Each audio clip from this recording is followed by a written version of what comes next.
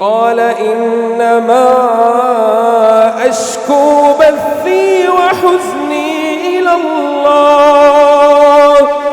قال إنما أشكو بثي وحزني إلى الله وأعلم من الله ما لا تعلمون.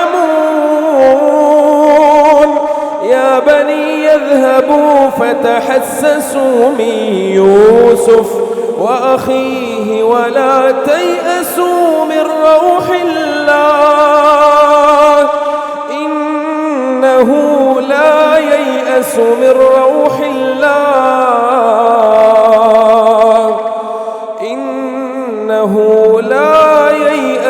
من روح الله إلا القوم الكافرون.